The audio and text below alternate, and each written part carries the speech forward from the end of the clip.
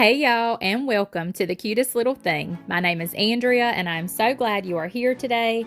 I love all things thrifted, vintage, upcycled, and DIY'd, and here on my YouTube channel, you will find all of those things. I'm from southeastern North Carolina, and I have 2 vendor booths in my local small town where I sell my crafts and DIY home decor. And here I will share all of the video tutorials of those pieces. I'm super excited for today's project, so let's get started. I will always check my Goodwill for these little saucers, and at my Goodwill I can usually get them for 59 cents. They are the perfect piece to make mini pies with, and that's what we're going to do today. Just cut your piece of muslin to fit around your plate. You do want it to overhang just a little bit, and glue. I'm using the Titebond glue. You can also use a little bit of hot glue to get that instant hold, but you will want to use a stronger glue as well because sometimes hot glue doesn't stick to a smooth, shiny surface like this saucer here.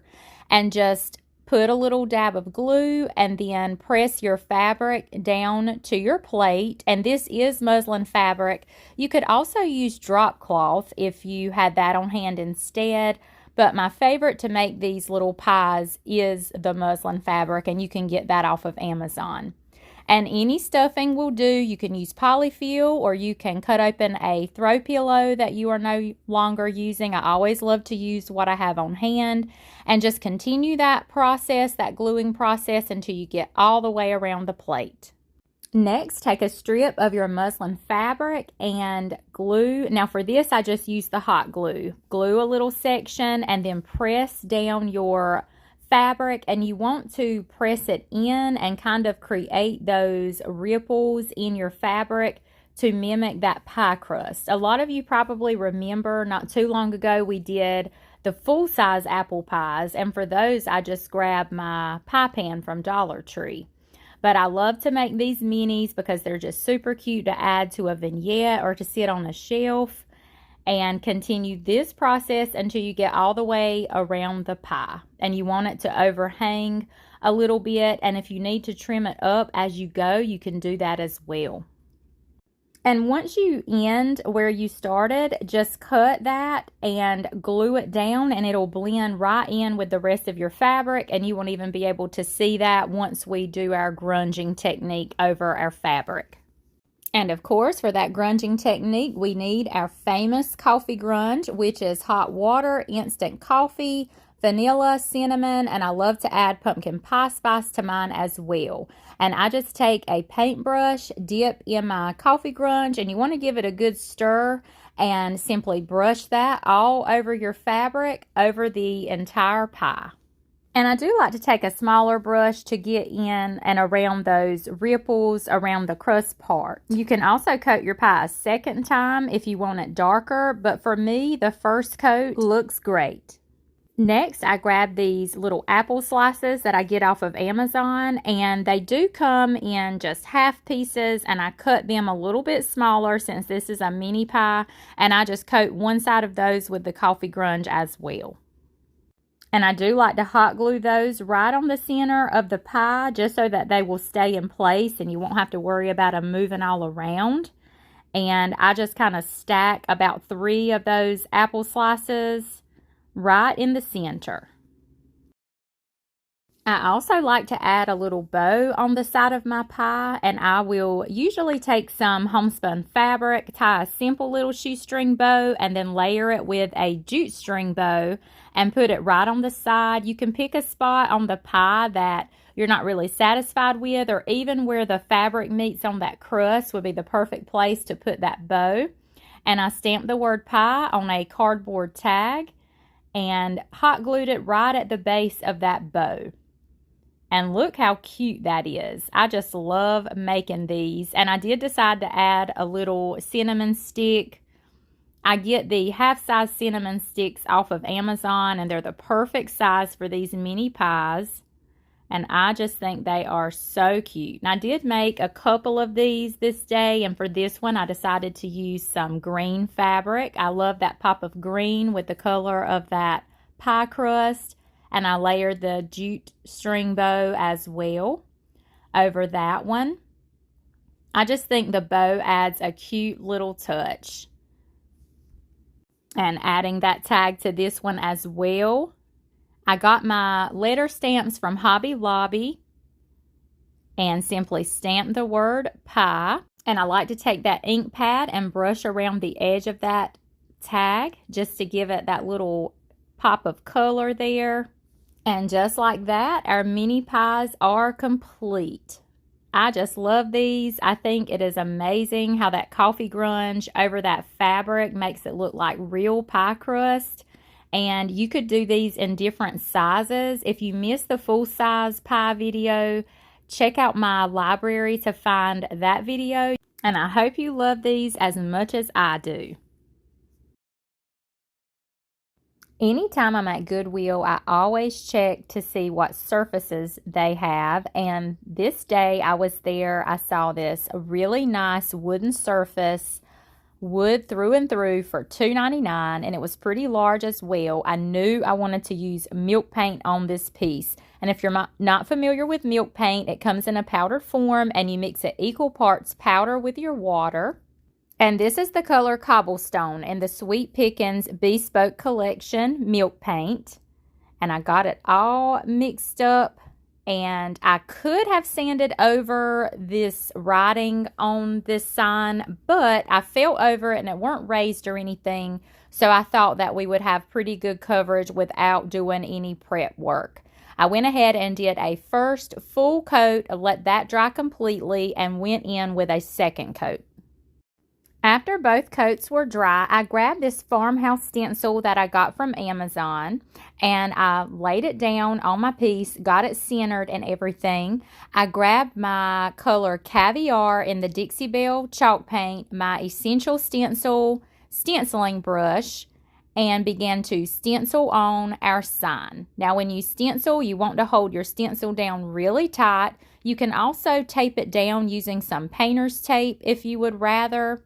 And you also want to offload your paint off of your brush. You don't want a whole lot of paint on your brush when you're stenciling. I like to do a pouncing technique as well as just going back and forth with my stencil brush until you get your entire stencil painted on. You can let your first coat of paint dry on your stencil and go in with a second coat if you would like. And I take what paint is left on my stenciling brush and just lightly go around the edges of my sign. I just wanted to do a little bit of distressing with that same black chalk paint color. I did the bottom and the sides as well, and I went over where each board is connected. I kind of went down where that joined as well. Another favorite product of mine in the Sweet Pickins is their oil wax, and this is their oil wax in the dark, and you can just brush that on as well. A lot of times I like to use a chippy brush to brush this wax on. You just apply it like any other wax. You brush it on, let it sit for a little while, and then you can dab off the excess with a dry paper towel. I just love how rich it makes this wood look on this, and it just really enhances the colors and the tones of this. And I am a retailer for the Sweet Pickins milk paint products as well. You can message me over on my Facebook business page for all of your milk paint product needs. And just like that, our farmhouse sign is complete. I just love how this piece turned out. Always check your Goodwill and your thrift stores for those surfaces because it's a perfect, easy upcycle to get beautiful home decor or get your booth stocked or get ready for your upcoming craft fair. Y'all let me know what you think of this one.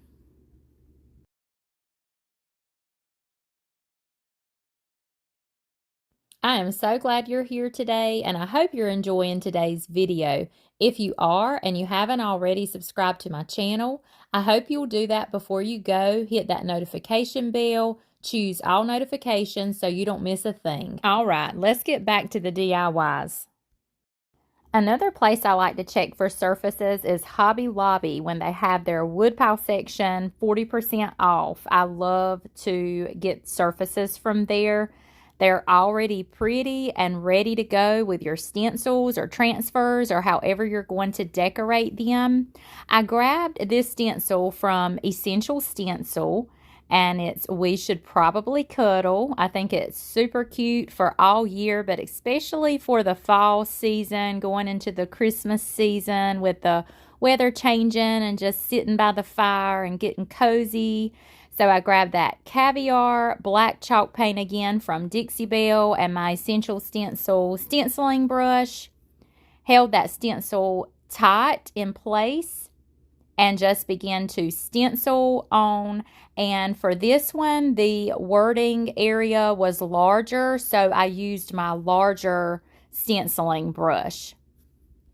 And with stenciling, you dab your paintbrush into your paint, and then you want to dab it off on your craft paper and get most of that paint off of your brush. You don't want a lot of paint on your brush, and I like to do a pouncing technique as well as going back and forth over the area, just all depending on the size of the area that I'm stenciling. If it's a bigger size area, I'll typically go back and forth and round, and if it's smaller, I'll pounce. After you get your entire surface covered with that first coat, I like to let that dry completely, and then I'll go in with a second coat and go over that entire stencil again. Lift it up for the big reveal, and ta-da! Just like that, it's finished, all except filling in your bridges. I'll take a smaller stenciling brush and dip in that same paint and just go over those areas where there's gaps in your wording, and that's just where your stencil was connected, and you can fill those in. And it all depends on the stencil. Sometimes I leave the gaps, and sometimes I fill them in. It's just all according the look that you want for your project. And a little trick here, I like to use this eyeliner. It's the eyeliner that I use, but when I use it all, I will save that brush because it is the perfect tip to fill in those bridges as well. And just like that, this sign is done and ready for the booth. And I was in such a hurry getting it out the door, I did not even get a staging photo or video, but I did snap a picture of it in my booth. So I hope y'all love this. Let me know what you think.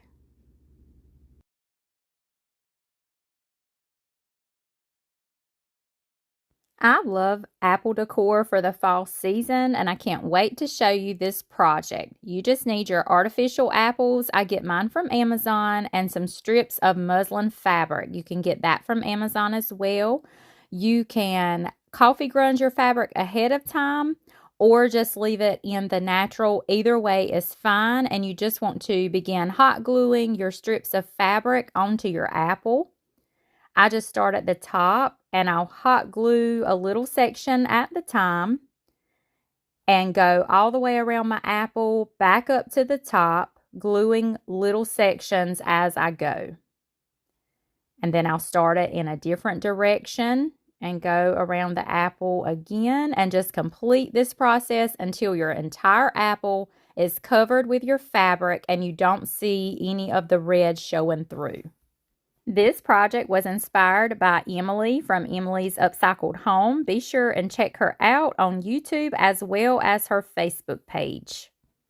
Now, some of your apple, you'll be able to see the red through your fabric, but that's okay because after we do the technique we're going to do, none of that will be visible. And then I do like to take a little square patch of fabric and hot glue on the bottom of my apple just to cover up all those strips where they join there at the bottom. And of course, we need my favorite crafting ingredient, and that is coffee grunge. But I almost forgot one thing. You want to grab your sticks out of the yard, and I like more of a rustic look for this, so I'll use the sticks. But if you don't like that look, you can use the dowel rods that you can get from your craft store. And go ahead and put that in place. It gives you something to hold on to, and it's also part of the project. Then we are ready to brush on our coffee grunge. And coffee grunge is hot water, instant coffee, vanilla, cinnamon, and I love to add the pumpkin pie spice to mine as well.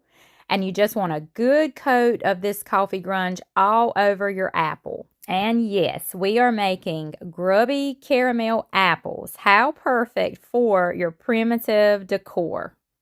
Once your apple is all coated with your grunge, I like to sprinkle on cinnamon, just some regular ground cinnamon, all over that wet coffee grunge. And then give it a good dry with your heat tool. Just be careful though, because these apples are foam and you don't want them to melt. After it's good and dry, you can take your coffee podge. If you don't have any coffee podge mixed up, you can use Mod Podge if you would like, or school glue. I just love the coffee podge because it's tinted that brown coffee color, and all that is school glue mixed with your coffee grunge mixture. And you want to dab that all over your entire apple, especially getting over those areas where you sprinkled in your cinnamon. And you can put a pretty generous coat on here, and you can go as thick as you would like. And if you want a shiny, more shiny consistency, you can use gloss Mod Podge with your coffee grunge. And while this is good and wet, if you would like, this is optional, but I like to put these faux peanuts on some of mine. And all this is corncob bedding, and you can get that from Amazon as well. I will just make a lot of these and do them different. Some of them I will leave plain, and then some I'll go halfway up with the faux peanuts, and some I'll coat the entire apple with the faux peanuts.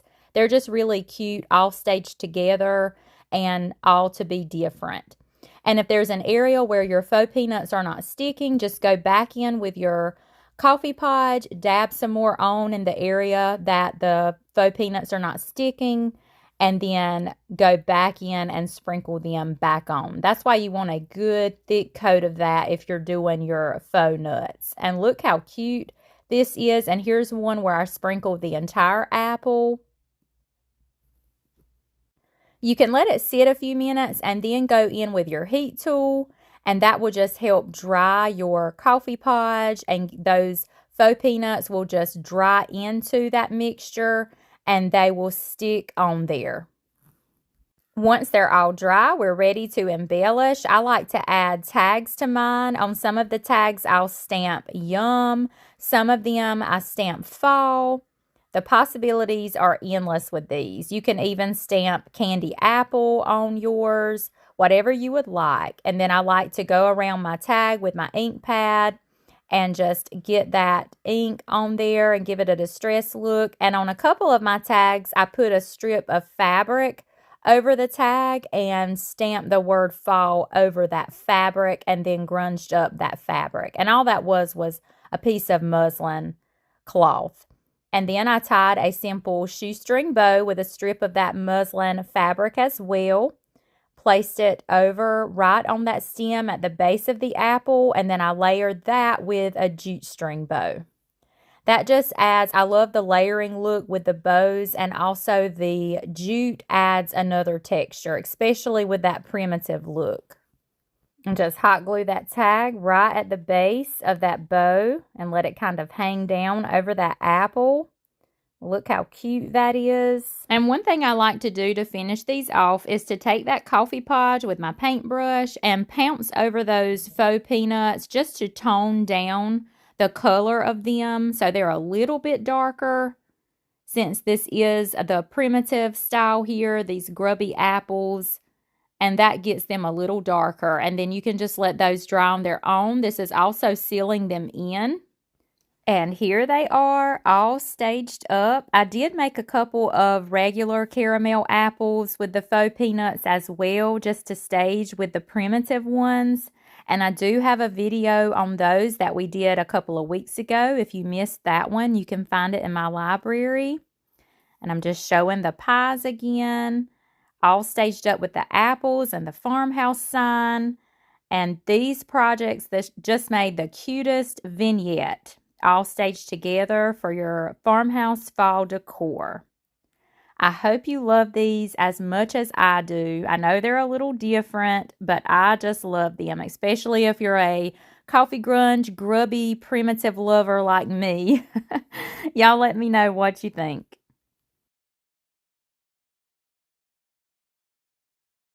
And let's look at those finished projects one last time.